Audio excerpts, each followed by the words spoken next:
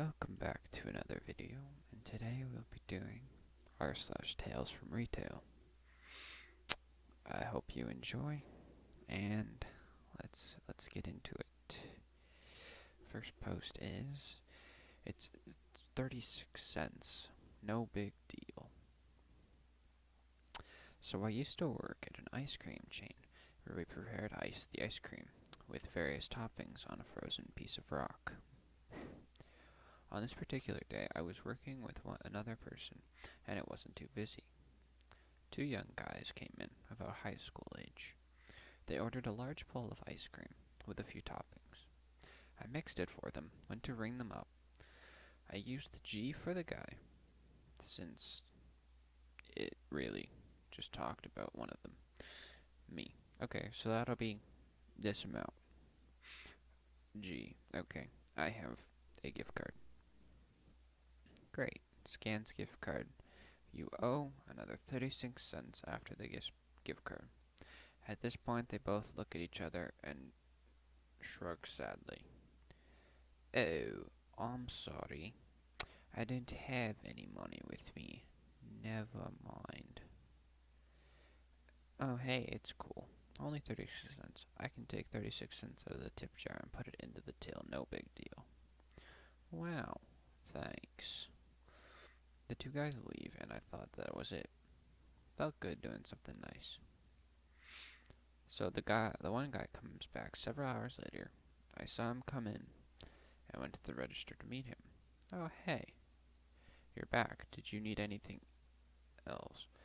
Before I finished, and without looking at me or saying a word, he dropped a $20 bill into the jar, immediately turned and left. I was so shocked I just stared after him and walked until he walked out the door. Pretty cool. He was a pretty cool guy. Damn, this is one of the first ones I've ever read that are actually nice. But that guy, salute to you, because that guy's really nice. And most people would have just said, I don't care, thank you for the 36 cents that was taken off. But he was really nice. So, anyway, it's next post. If you're rude and refuse to pay, we have the right to refuse service, even after they're done. So I was in a shop one day. A customer was getting some keys copied. Nice and simple job. Suddenly, while I got the machine running, some shirtless guy comes in looking really frantic. I tell him I'll just be a minute longer. Then I finish the keys and send them on his first customer on his way. Frantic dude. Geez, it took you so long. I need to unlock my car. I'm already a little annoyed, since it's almost closing time, but I figures he's got a kid, dog, groceries in the car, and give him the benefit of the doubt. No problem. Where is it? A couple miles away. My girlfriend drove me over here. You can follow us to it. I get some info from him of what kind of car it is. His name, address, number, in case we get separated, etc. My phone is in the car and I won't answer it. Me. Then how about your girlfriend's number? Hers is in there too. Well, okay. Since it's pretty much closing time, I go ahead and set the alarm and lock the doors as I leave. He doesn't like this and starts saying how I'm taking forever. Yeah, take a chill pill. 5 extra seconds won't kill you. I get in my truck and follow him over there. When we get there, I grab my tools and head to the car. Surprisingly, there's nothing in there except for keys on the seat. No kid or dogs, so now I'm just hoping it's actually their car. You'd better not mess up my doors. Theirs is a classic. Yeah, classic Ford POS. I opened it in about 10 seconds and checked the insurance card, and yep, it's their car. I picked up their keys and go over to him until it's $40, and he just looks at me dumbfounded. Wait, you mean I have to pay you for this? Yeah? Yes, sir, we charge a service when we have to go out to a location. Well, I'm not paying for that. You did 10 seconds. I could have done that myself if I had known. Well, I'm sorry, but I cannot do this for free. I could have, but there was no real urgency, like a life endangered. Plus, he was rude about the whole thing. We normally would just bill someone in this situation, but we've been burned too many times, so we only do that for companies. I'm not paying for that. I don't have any money. Then, I think you could do it yourself. Go for it. I throw his keys back in the car, lock the doors, and shut it behind me, and leave. I got home, and about 10 minutes later, and after probably an hour, he calls back. I can't get it open. Come back and open my car again. Me. I can go out again, but I'll have to charge you for 2 service calls.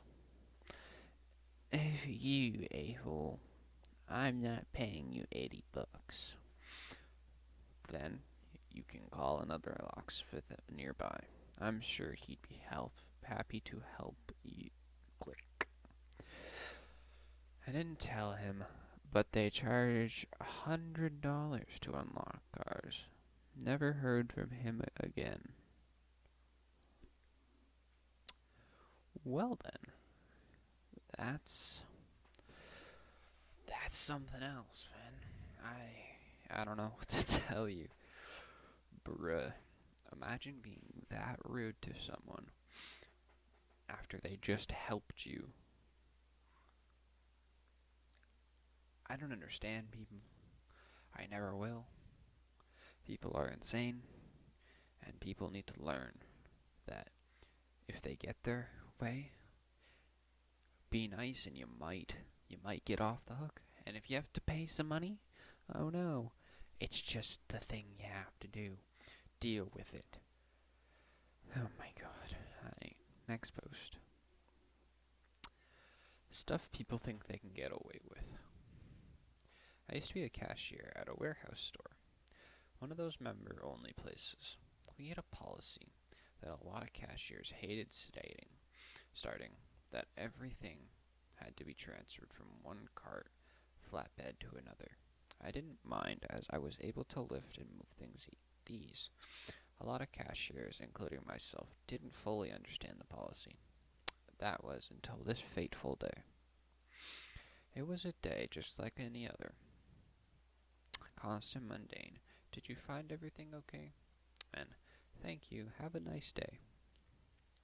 I was coming to the end of my shift and had to do the correct thing. Remember, it was a sin to call them a customer. Came up with a flatbed. He had a few small items and one box of 32-ounce styrofoam cups. I see this and think to myself, if it was something heavier, I wouldn't transfer it. I put all of his little items on the belt and then go back to get a flatbed, as we only keep an empty cart at our register. When I get back, I grab a box, and as soon as I lift, the bottom falls out, and 2 computers are left on the cart while I'm holding an empty box. I look at the member, and I was about to say something along the lines of an apology, and someone else must have done this. We were not trained to directly accuse a member of such behavior. Before I could say a word, he was gone. He ran out of the doors and almost plowed over the other lady who checks the receipts. This sounds like a Costco. Here's what makes this funny. All he had to do was play stupid and pay for the other things, and he'd be in the clear. At the beginning of the interactions, we take the membership card and hand them back with the receipt. So his membership card was sitting on my register. Since he scared the elderly employee and left the cups from the box all over my aisle, my manager decided to call the police. Now, I know this isn't theft, but there is a crime in my state called concealment of goods. It's basically a way to catch shoplifters before they legally shoplift. Um, so the police came, and all the members' info was in the system. I had to verify that the member did indeed match the picture. They looked at the security cameras, and the police left to get a warrant for his arrest. Well, it is only a misdemeanor, but still, all he had to do was stay put, and nothing would have happened to him. Well, people are, that people really have bad patience with if they're about to get caught for something, 'cause especially if he had just stayed put, he wouldn't have had an arrest for a misdemeanor, and he wouldn't have been charged a fine, because I'm pretty sure that's what you would do with a misdemeanor. But if he had just stayed put, but he didn't, and there's the fine line of, well, if he goes to jail or not, or gets a fine, I can't remember which. But thank you for watching, and I hope y'all have a good day. Peace.